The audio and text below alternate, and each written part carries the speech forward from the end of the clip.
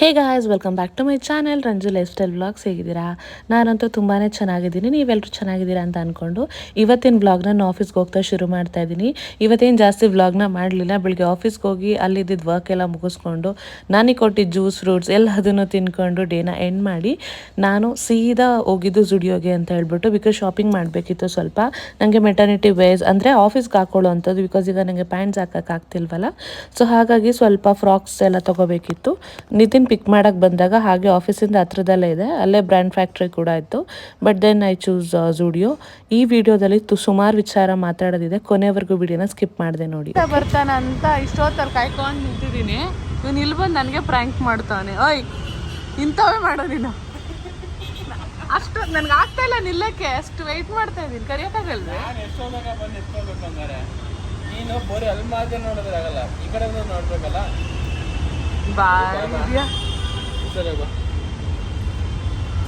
ನಡಿ.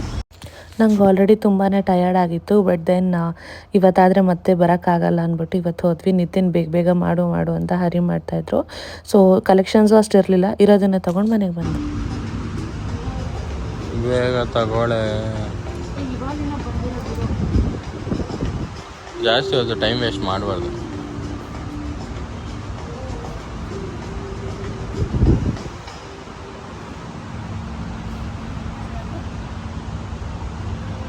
ಮೋಟಿ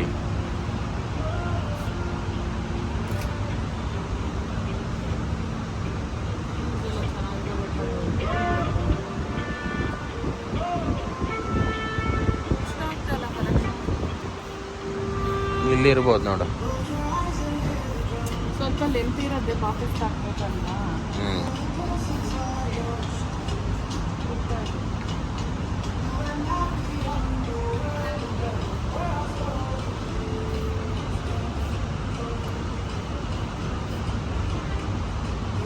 full arm ಹಾಕ್ತೇನೇನ? Full arm ಹಾಕ್ತೇನೇನ?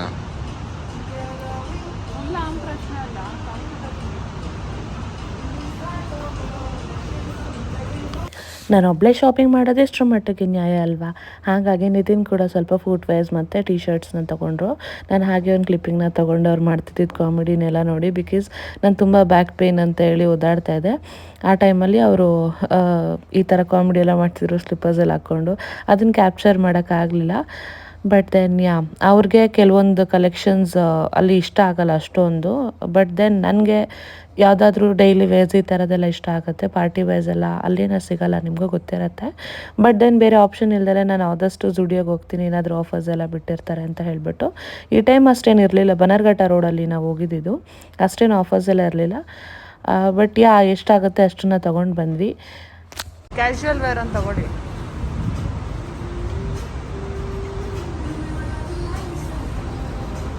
ಇದು ಚೆನ್ನಾಗಿದೆ, ದುಡಿಯೋ ಕ್ರಾಕ್ಸು. ತೊಂದರೆ ಇಲ್ಲ, ಚಪ್ಪಲ್ ಅಂದಮೇಲೆ ಮಣ್ಣಲ್ಲಿ ಓಡಾಡ್ತೀರ. ಅದು ಮಾತ್ರ ಮಣ್ಣಾಗಲ್ವಾ ಆ ಕಲರು? ತಗೋಬುಜ್ಜೆ, ಚೆನ್ನಾಗಿದೆ.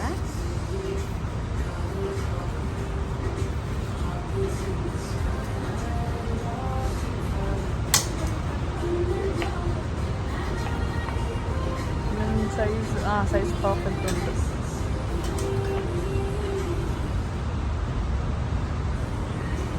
ಓಕೆನಾ? ಕಂಫರ್ಟಬಲ್ ಇದೆಯಾ? ಹಿಂಗೆಲ್ಲ ಹಾಂ, ಏಕೆ ಬಿಚ್ಬಿಟ್ಟು ಓಡಿಸು ಕಾರು? ಚಪ್ಪಲ್ ಬಿಚ್ಚು ಓಡಿಸು. ಅದು ತಗೋಬೇಕಷ್ಟೇ, ಇವಾಗ ನಂಗೆ ಗೊತ್ತಿಲ್ಲ. ನಿಂಗೆ ಆಗಲ್ಲ ಬಿಡೆ, ಏನಕ್ಕೆ? ಹಂಗಲ್ಲ, if in case girl baby ಆದಾಗ ಅಂತ. ಇನ್ನೊಂದು ಇಷ್ಟ ಆಯ್ತು ಗೊತ್ತಾ ನನಗೆ, ನಮ್ಮೂರಲ್ಲಿ ಬೀಚ್ ಜಾಸ್ತಿ ಅಲ್ವಾ. ನಮ್ಮ ಪಾಪು ಇದ್ದಾದ್ಮೇಲೆ ಈ ಥರ ಪುಟ್ಟಿ ಚಡ್ಡಿ ಹಾಕಿಸಿ ಬೀಚಲ್ಲಿ ಹಾಕೋದು ಎಷ್ಟು ಚೆನ್ನಾಗೈತೆ ಬಟ್ಟೆ. ಬಾಯ್ ಹುಡುಗ ಆದರೆ ಹುಡುಗಾದ್ರೆ ಹಂಗೆ ಕಳ್ಸೋದು. ಇಲ್ಲ, ಹುಡುಗಂಗಾದ್ರೆ ಇನ್ನೂ ಚೆನ್ನಾಗಿರೋದು. ಗೊಂಬೆಗೂ ಚೆನ್ನಾಗದೆ ಸಾಕ ನೋಡಿ, ಅವಳಿಗೊಂದು ತಗೋತೇನೆ. ತಗೋತೀನಿ, ಅವಳಿಗೂ ತಗೋತೀನಿ. ನೀರಿಗೂ ಚೆನ್ನಾಗವೆ, ಬಟ್ ಅಷ್ಟೇ. ಅಯ್ಯೋ, ಇಲ್ಲಿ ನೋಡು, ಸೊ ಕ್ಯೂಟ್ ಅಲ್ಲ. ಇಷ್ಟ ಐತೆ ಅವ.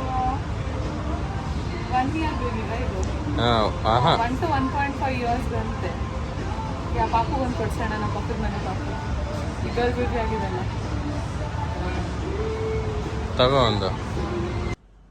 ಗೈಸ್, ನಾನು ಆಗಲೇ ಜುಡಿಯೋ ಶಾಪಿಂಗ್ ಹೋಗಿದ್ನಲ್ಲ, ಅಲ್ಲಿಂದ ಬಂದಮೇಲೆ ನಿತಿನ್ ಮತ್ತು ಅನುಷು ಕಾರ್ನ ಸರ್ವಿಸಿಗೆ ಕೊಡಬೇಕಿತ್ತು. ಅವ್ರು ಬಂದಿದ್ರು. ಅವ್ರನ್ನ ಮಾತಾಡಿಸ್ಕೊಂಡು ನಮ್ಮ ಹಳೆ ಮನೆ ಹತ್ರ ಹೋಗಿದ್ದಾರೆ. ಬಾಡಿಗೆ ಅವರು ಏನೋ ಕರೆದಿದ್ರು ಅಂದ್ಬಿಟ್ಟು. ನಂದು ಒಬ್ಳು ಊಟ ಮುಗಿಸ್ಕೊಬಿಟ್ಟೆ. ತುಂಬ ಹಸುವಾಗಿತ್ತು ನನಗೆ. ಈಗ 9:45 ಚಾಯ ಇವಾಗ ಬಂದು ಅವಳು ಶಾಪಿಂಗ್ ಮಾಡ್ಕೊಂಡ್ಬಿಟ್ಟಿದ್ಯಾ, ನನಗೆ ಹೇಳಿಲ್ಲ ಏನು ತಂದೆ ಅಂತ ಅಂದ್ಲು. ಅವಳಿಗೆ ತೋರಿಸ್ತಾ ಹಾಗೆ ನಿಮಗೂ ತೋರಿಸೋಣ ಅಂದ್ಬಿಟ್ಟು ಬ್ಲಾಗ್ ಮಾಡ್ತಾಯಿದ್ದೀನಿ. ಸೊ ಇದು ನನ್ನ ಗೊಂಬೆಗೆ ಅಂತ ತಗೊಬಂದೆ. ಚೆನ್ನಾಗಿದೆ, ನನಗೆ ಇದು ಇಷ್ಟ ಆಯ್ತು. ನೋಡಿದ ತಕ್ಷಣ ಅವಳೇ ನೆನಪಾದ್ಲು, ಅದಕ್ಕೆ ತೊಗೊಂಡು ಬಂದೆ. ಸಿಗಲಿಲ್ಲ ವಿಡಿಯೋಲಿ.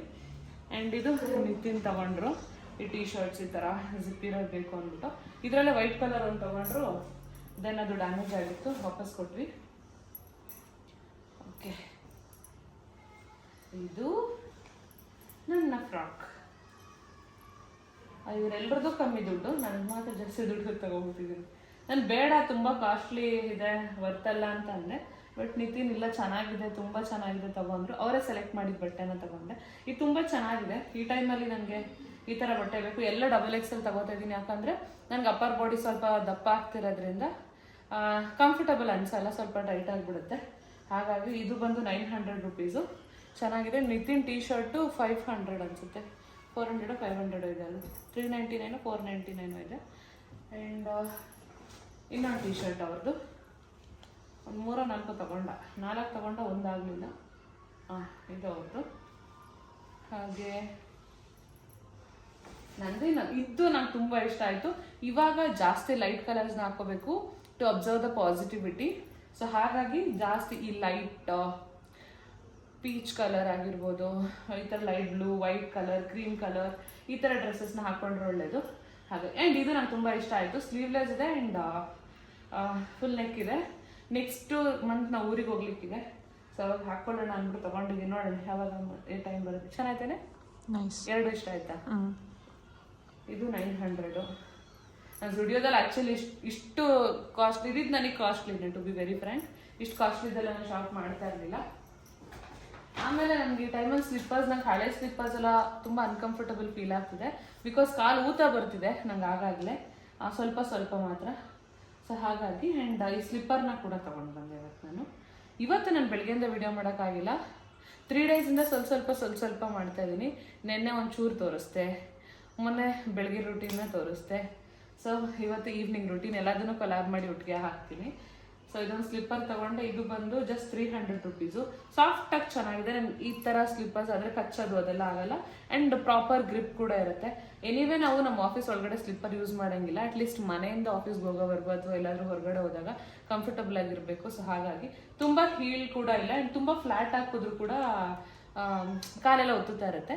ಸೊ ಹಾಗಾಗಿ ಅಟ್ಲೀಸ್ಟ್ ಇಷ್ಟು ದಪ್ಪ ಇರೋದಾದರೂ ಹಾಕಿದ್ರೆ ಸಾಫ್ಟ್ ಆಗಿದೆ ಅದು ಆ್ಯಕ್ಚುಲಿ. ಸೊ ಹಾಗಾಗಿ ಸ್ಲಿಪ್ಪರ್ ತಗೊಂಡ್ವಿ. ಹಾಗೆ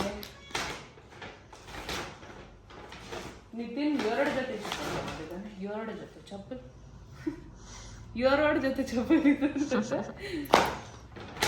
ಆಮೇಲೆ ಇದನ್ನು ನಾನು ತಗೊಳ್ಳೇಬೇಕು ಅಂತ ನೀವು ಯಾರು ಕ್ಲಿಪ್ಪಿಂಗಲ್ಲಿ ನೋಡಿರ್ತೀರಾ. ಸೊ ಇದೊಂದು ಜೊತೆ ಚಪ್ಪಲ್ ಅಷ್ಟೇನಾ. ಆಮೇಲೆ ಸ್ವಲ್ಪ ಇನ್ನರ್ ವೇರ್ಸ್ ತಗೊಂಡೋದಲ್ಲ, ತೋರ್ಸೋಕ್ಕಾಗಲ್ಲ. ಇವ್ನು 2 ಟಿ ಶರ್ಟ್, ನಾನು 4 ಟಿ ಶರ್ಟ್ ಸೆಲೆಕ್ಟ್ ಮಾಡಿದ್ದು. ಬಿಲ್ಲಿಂಗ್ ಆಗಲಿಲ್ಲ, ಹೆಂಗೆ ಕತೆ?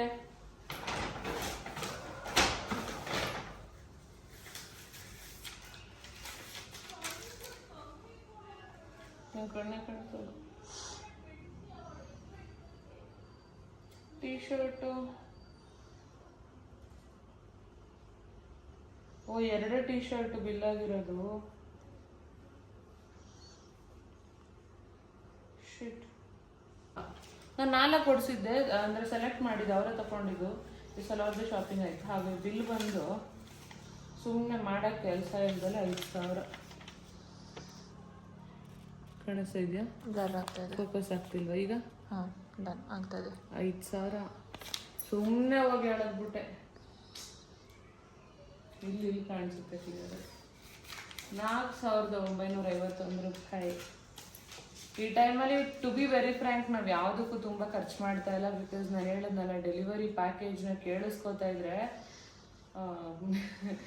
ಫುಲ್ ಬೆವ್ರಿಗೆ ಬಂದ್ಬಿಡ್ತೈತೆ.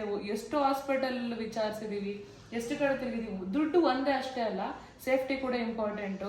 ಪ್ರೈವೇಟ್ ಹಾಸ್ಪಿಟಲ್ ಆಗಿರ್ಬೋದು, ಗೌರ್ಮೆಂಟ್ ಹಾಸ್ಪಿಟಲ್ ಆಗಿರ್ಬೋದು. ಎಷ್ಟೋ ಜನ ಗೌರ್ಮೆಂಟ್ ಹಾಸ್ಪಿಟಲಲ್ಲೂ ಸೇಫ್ ಡೆಲಿವರಿಯಿಂದ ಬಂದಿರ್ತಾರೆ.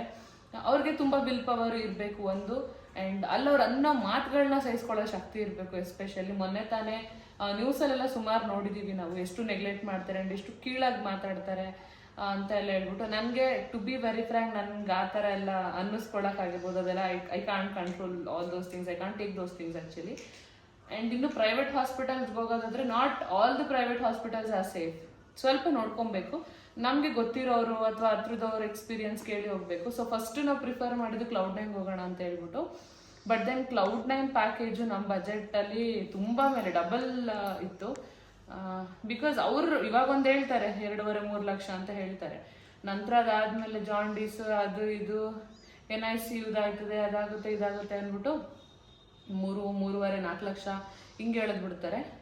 ಸೊ ಹಾಗಾಗಿ ಸವಾಸನೆ ಬೇಡ ಅಂತ ಅಂದ್ಬಿಟ್ಟು ಸುಮ್ಮನೆ ಅದೇ. ಆಮೇಲೆ ಮದರ್ವುಡ್ ನೋಡಿದ್ವಿ, ಮದರ್ವುಡ್ಡು ತುಂಬಾ ಜಾಸ್ತಿ ಆಗಿದೆ, ನಿಮ್ಮೆಲ್ರಿಗೂ ಗೊತ್ತು. ಅದೆಲ್ಲ ಬಜೆಟ್ ಇರೋಂಥವ್ರಿಗೆ. ಆ್ಯಂಡ್ ಅದಾದ್ಮೇಲೆ ವಿ ಡಿಸೈಡೆಡ್ ತುಂಬ ಈ ಥರ ದೊಡ್ಡ ಹಾಸ್ಪಿಟಲ್ಸ್ಗೆ ಹೋಗೋದು ಬೇಡ, ನಮ್ಮ ರೇಂಜಲ್ಲಿ ಹೋಗೋಣ ಅಂತ. ದೆನ್ ಒಂದು ಮಿಡ್ ರೇಂಜಲ್ಲಿ ಚೆನ್ನಾಗೂ ಇರೋದಂತಂದ್ರೆ ಅಪೋಲೋದಲ್ಲಿ ಜಯನಗರಲ್ಲಿ ಕ್ರೆಡಲ್ ಅಂತ ಹೇಳ್ಬಿಟ್ಟು ಒಂದು ಹಾಸ್ಪಿಟಲ್ ಇದೆ. ಇಟ್ ಈಸ್ ಎಸ್ಪೆಷಲಿ ಫಾರ್ ಏನೋ ಈ ಥರ ಪ್ರೆಗ್ನೆಂಟ್ ಲೇಡೀಸ್ಗೆ ಅಂತ ಅಂದ್ಬಿಟ್ಟು. ಸೊ ಹಾಗಾಗಿ ಅಲ್ಲೋದ್ವಿ. ಅಲ್ಲಿ ನನಗೆ ಗೊತ್ತಿರೋರ ಅಂದರೆ ನನ್ನ ಕೊಲೀಗ್ ಒಬ್ರು, ಅವ್ರದ್ದು ವೈಫ್ದು ಡೆಲಿವರಿ ಆಗಿದೆ. ಅವ್ರದ್ದಾಗಿದ್ದೀಗ 8 months ಆಗಿದೆ. ಅವ್ರಿಗಿದ್ದಿದ್ದ ಪ್ಯಾಕೇಜೇ ಬೇರೆ, ನನಗಿದ್ದಿದ್ದ ಪ್ಯಾಕೇಜೇ ಬೇರೆ. ಅವ್ರಿಗಿದ್ದಿದ್ದಕ್ಕಿಂತ ನನ್ನ ಪ್ಯಾಕೇಜ್ 80,000 ಜಾಸ್ತಿ ಇದೆ ಇವಾಗ. ಆ್ಯಂಡ್ ನಂದು ಕಾರ್ಪೊರೇಟ್ ಇನ್ಶೂರೆನ್ಸ್ ಇದೆ, ಬಟ್ ಅದು ತುಂಬ ಕವರ್ ಆಗಲ್ಲ, ನೀವೆಲ್ರಿಗೂ ಗೊತ್ತು. ಒಂದು 30,000 to 50,000 ಆದರೆ ಹೈಯೆಸ್ಟ್. ನಮ್ಗೆ ಇಷ್ಟೆಲ್ಲ ಖರ್ಚು ಮಾಡಿ ಅಷ್ಟಿನೇಂತಕ್ಕೆ ಅನ್ನಂಗೆ ಆಗ್ತಿದೆ. ಬಟ್ ದೆನ್ ಎಲ್ಲೋ ಒಂದು ಕಡೆ ಉಳಿಯುತ್ತಲ್ವಾ, ಸಾಕು. ಎಲ್ಲೋ ಇನ್ನೊಂದು ಕಡೆ ಆಗುತ್ತೆ, ಬೇರೆ ಏನಾದರೂ ಖರ್ಚಿಗೆ ಆಗುತ್ತೆ ಅಂತ ಅಂದ್ಬಿಟ್ಟು. ಸೊ ಹಾಗಾಗಿ ಈ ಕಾರಣಕ್ಕೆ ನಾವು ತುಂಬ ಎಲ್ಲ ಖರ್ಚು ಮಾಡ್ತೀವಿ. ಈ ಟೈಮಲ್ಲಿ ಎಷ್ಟು ದುಡ್ಡು ಇದ್ರೂ ಸಾಕಾಗಲ್ಲ. ಒಂದರಿಂದ ಒಂದು ಫಂಕ್ಷನ್ ಬರ್ತಾ ಇರುತ್ತೆ. ಈಗ ನಮ್ಮದು ಊಟ ಉಪಚಾರಗಳು ಜಾಸ್ತಿ ಇರುತ್ತೆ, ನನಗೇನಾದರೂ ಬೇಕಿದ್ರೆ ಖರ್ಚು. ಆ್ಯಂಡ್ ಅದು ಬರೀ ಡೆಲಿವರಿದಷ್ಟೇ ಹೇಳ್ತಾ ಇದ್ದೀವಿ.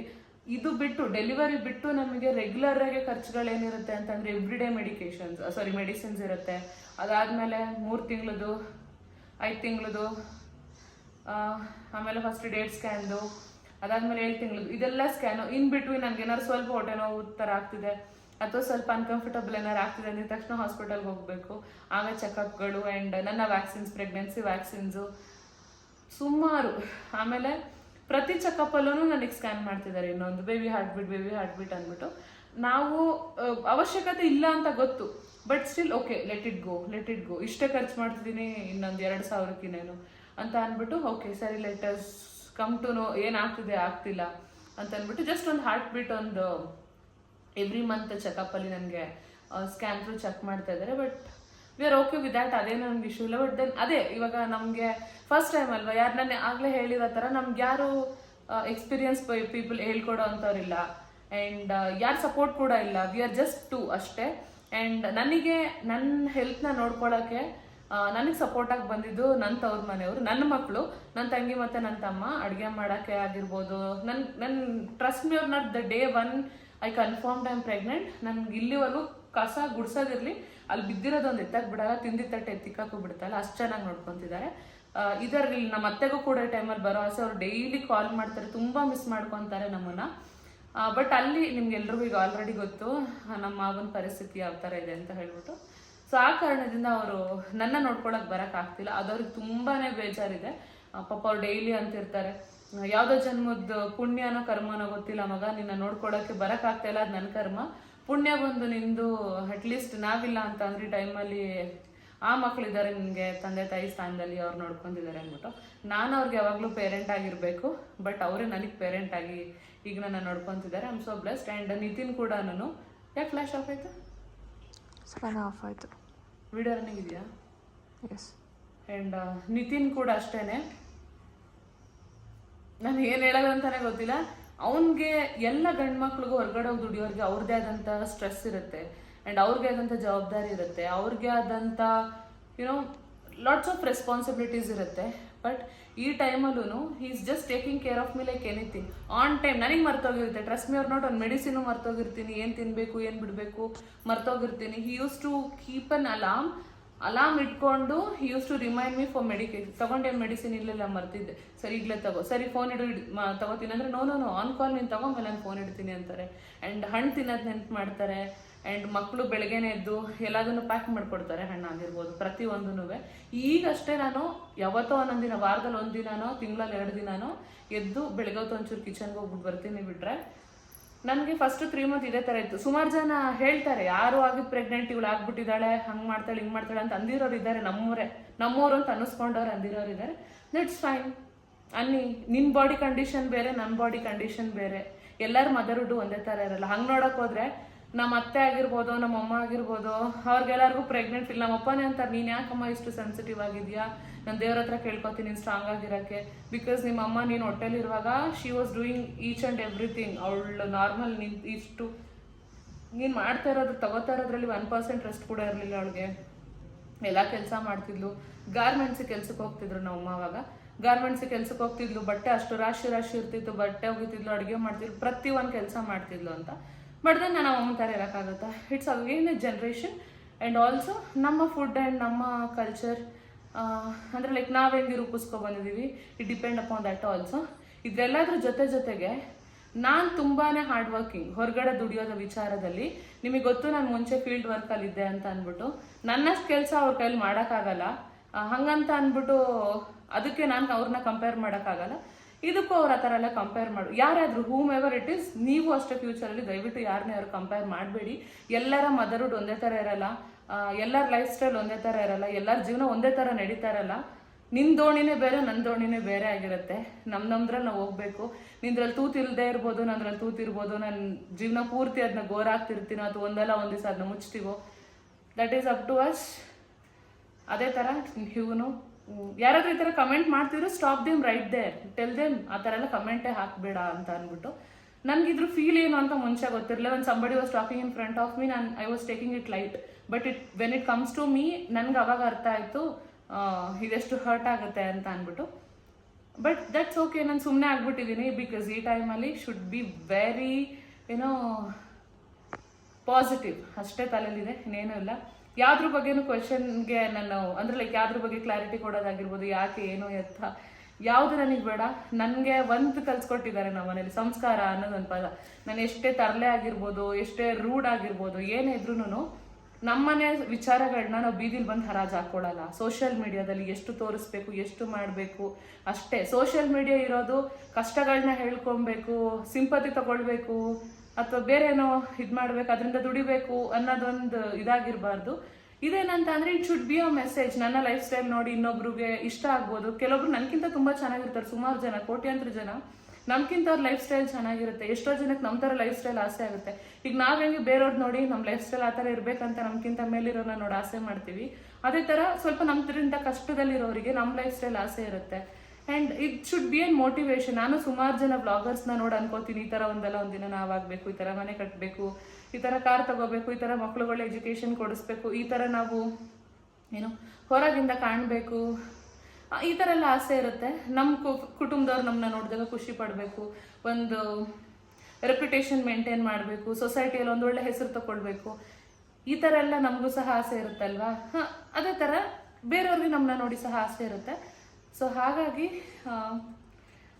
ನಾನು ಯಾವುದೂ ಆ ಥರ ಎಲ್ಲ ಏನೋ ಅನ್ವಾಂಟೆಡ್ ಥಾಟ್ಸ್ ಅಥವಾ ಅನ್ವಾಂಟೆಡ್ ಟಾಕ್ಸ್ನ ನಂಗೆ ಮಾಡೋಕ್ಕೆ ಇಷ್ಟ ಇಲ್ಲ. ಅದಕ್ಕೆ ನಾನು ಕಮೆಂಟ್ 1000 ಬರಲಿ, ಏನೇ ಬರಲಿ, ಏನೇ ಬಿಡಲಿ, ನನಗೆ ಬೇಡ. ನನಗಿವಾಗ ಈ ಟೈಮಲ್ಲಿ ನಾನು ಪಾಸಿಟಿವ್ ಆಗಿರಬೇಕು, ನಾನು ಚೆನ್ನಾಗಿರಬೇಕು, ನಾನು ಚೆನ್ನಾಗಿದ್ದೀನಿ. ನನಗೆ ಇನ್ನೇನು ಇಂಪಾರ್ಟೆಂಟ್ ಅಲ್ಲ, ನಾನು ನನ್ನ ಮಗು. I even use to tell Nitin, ನಿಂದಿವಾಗ ನೀನೇ ಕೇರ್ ಮಾಡ್ಕೋಬೇಕು. ನನಗೆ ನಾನು ನನ್ನ ಮಗು ಅಷ್ಟೇ ಇಂಪಾರ್ಟೆಂಟ್ ಈ ಟೈಮಲ್ಲಿ.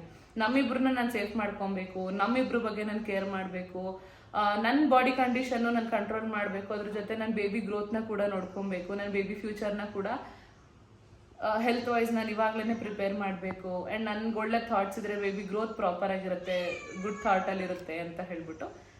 ಸೊ ಆ ಕಾರಣಕ್ಕೆ I am not in to any other topics. ಇದರಲ್ಲಷ್ಟೇ ಇದ್ದೀವಿ. ಸೊ ನಂಗೆ ಆಗಲೇ ಜಗ ಬರ್ತಿದೆ, ಮಾತಾಡೋಕ್ಕಾಗ್ತಿಲ್ಲ. ಆ್ಯಂಡ್ ಇನ್ನೊಬ್ಬೊಬ್ರು ಕೇಳ್ತಾ ಇದ್ರಿ ಎಷ್ಟು ಮಂತು ಮತ್ತು ಹೊಟ್ಟೆ ಎಷ್ಟು ದೊಡ್ಡದಾಗಿದೆ ಅಂತ ಎಲ್ಲ. ನೀನ್ ಪ್ರೆಗ್ನೆಂಟ್ ಆದಾಗ ನಿಮಗೆ ಗೊತ್ತಾಗುತ್ತೆ ಒಬ್ಬೊಬ್ರು ಕಂಡೀಷನ್, ಒಬ್ಬೊಬ್ರಿಗೆ ನನಗೆ ಮುಂಚೆನೆ ಸ್ವಲ್ಪ ಫ್ಯಾಟ್ ಇತ್ತು ಅಂಡ್ ಕೆಲವೊಬ್ರಿಗೆ ಇರೆಲ್ಲ ಬೇಗನೆ ಹೊಟ್ಟೆ ಬರುತ್ತೆ, ಕೆಲವೊಬ್ರಿಗೆ 7 ತಿಂಗಳು 8 ತಿಂಗಳಾಗಿರುತ್ತೆ ಹೊಟ್ಟೆನೇ ಕಾಣಿಸಲ್ಲ. I have seen my friend 6 months ಆಗಿದ್ರು ಅವಳಿಗೆ ಏನು ಅವಳು ಪ್ರೆಗ್ನೆಂಟ್ ಅನ್ನೋ ಫೀಲೇ ಇರಲಿಲ್ಲ, ಇದರಲ್ಲಿ ಕಾಲ್ ಭಾಗನೂ ಇರಲಿಲ್ಲ ಅವಳಿಗೆ ಅನ್ಕೊಳ್ಳಿ, ಆ ಥರ ಇದ್ರು. ಒಬ್ಬೊಬ್ರಿಗೆ ಒಂದೊಂಥರ. ಬಟ್ ನನಗೆ ಸ್ಟಾರ್ಟಿಂಗ್ ಫಸ್ಟ್ ಮಂತಿಂದನೇ ಬ್ಲೋಟಿಂಗ್ ತುಂಬ ಇತ್ತು. ನನಗೆ ಅವಾಗಲೇ ನಾನು ಇದಕ್ಕೆ ಮುಂಚೆ ಹೇಳ್ಕೊಂಡಂಗೆ ಅವಾಗಿಂದನೇ ನನಗೆ ಸ್ವಲ್ಪ ಆ ಥರ ಇದೆ. ನನಗೆ ಮುಂಚೆಯಿಂದನೇ ಗ್ಯಾಸ್ಟ್ರಿಕ್ ಪ್ರಾಬ್ಲಮ್ ಇತ್ತು. ಸೊ ಅದು ಬ್ಲೋಟಿಂಗಿಂದ ಹಾಗೆ ಆಗಿ ಈಗ ನನಗೆ ಸ್ವಲ್ಪ ನಾನು ಮುಂಚೆನೇ ದಪ್ಪ ಇದ್ದೀನಿ, ಇವೆಲ್ಲ ನೋಡಿದ್ರೆ ನಂಗೆ ಮುಂಚೆನೇ ಸ್ವಲ್ಪ ಹೊಟ್ಟೆ ಇತ್ತು. ಸೊ ಅದಿನ್ನೂ ಈಗ 3 ಆಗಿದೆ, 3 ಯಾಕೆ 4 ಆಗಿದೆಯೇನೋ, 4 ಟೈಮ್ಸ್ ಜಾಸ್ತಿ ಆಗಿರ್ಬೋದೇನೋ.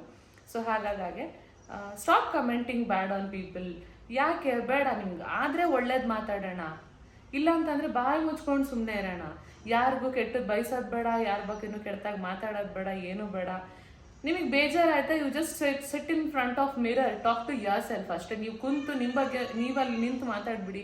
ಬೇರೆಯವ್ರ ಹತ್ರ ಹೋಗಿ ಇನ್ನೊಬ್ರ ಬಗ್ಗೆ ಕಮೆಂಟ್ ಹಾಕ್ಬಿಡಿ. ಇವನೋ ಒಟ್ಟು ನೀವು ಅವ್ರ ಹತ್ರ ಹೇಳ್ಕೊತೀರಾ, ಎಲ್ಲರೂ 100% ಅಲ್ಲ, ಮನುಷ್ಯನ ಬುದ್ಧಿ ನಾಯಿ ಬುದ್ಧಿ ಇದ್ದಂಗೆ ಅಂತ ನಮ್ಮ ಅಣ್ಣ ಒಬ್ರಿಗೆ ಹೇಳ್ತೀವಿ. ವಾಚಿ ಮನುಷ್ಯನ ಬುದ್ಧಿ ನಾಯಿ ಬುದ್ಧಿ ಇದ್ದಂಗೆ. ನಾಯಿಗೆ ನಿಯತ್ತಾದ್ರೂ ಇರುತ್ತೆ, ಮನುಷ್ಯನ್ ಬಟ್ ಅದು ಇರಲ್ಲ. ತುಂಬ ಚೀಪಾಗಿ ಮಾತಾಡ್ತೀವಿ, ಪ್ರತಿಯೊಬ್ರು ಮಾತಾಡ್ತೀವಿ, ಇಲ್ಲ ಅಂತಲ್ಲ, ಪ್ರತಿಯೊಬ್ರು ಕೆಟ್ಟದಾಗಿ ಯೋಚನೆ ಮಾಡ್ತೀವಿ, ಎಲ್ಲ ಮಾಡ್ತೀವಿ. ಬಟ್ ದೆನ್ ಆ ಯೋಚನೆ ನಿಮ್ಮಲ್ಲೇ ಇರಲಿ. ನೀವು 3ನೇವ್ರ ಹತ್ರ ಹೋಗಿ ಹೇಳೋದು, ಅದು ನೀವು ಯಾರ ಬಗ್ಗೆ ಮಾತಾಡಿದ್ರೆ ಅವ್ರ ಕಿವಿಗೆ ಬಿದ್ದಾಗ ನಿಮ್ಮ ಮೇಲಿರೋ ರೆಸ್ಪೆಕ್ಟ್ ಕೂಡ ಹಾಳಾಗುತ್ತೆ ಆ್ಯಂಡ್ ಅವ್ರ ಮನ್ಸಲ್ಲಿ ಕೂಡ ತುಂಬ ನೋವಾಗುತ್ತೆ. ನಾವು ಯಾರು ಅಲ್ಲ ಗುರು ಇನ್ನೊಬ್ರು ಮನ್ಸನ್ನ ನೋವು ಮಾಡೋಕ್ಕೆ. We are nothing. ಅವ್ರ ಲೈಫ್ ಅವ್ರ ಇಷ್ಟ, ಅವ್ರು ಚೆನ್ನಾಗಿರ್ಬೇಕು, ಅವ್ರಿಗೆ ಏನೋ ಅವ್ರ ಲೈಫ್ ಅವ್ರು ಹೆಂಗೋ ರೂಪಿಸ್ಕೊಂಡಿದ್ದಾರೆ, ಅವ್ರು ಹೆಂಗೋ ಖುಷಿಯಾಗಿರ್ತಾರೆ ಎವ್ರಿಡೇ. ಅಂಥದ್ರಲ್ಲಿ ನಾವು ಯಾಕೆ ಹೋಗಿ ಉಳಿ ಹಿಂಡಬೇಕು, ಅಥವಾ ನಾವು ಯಾಕೆ ಹೋಗಿ ಬೇಜಾರು ಮಾಡಿಸ್ಬೇಕು? ಕರೆಕ್ಟ್ ಅಲ್ವಾ?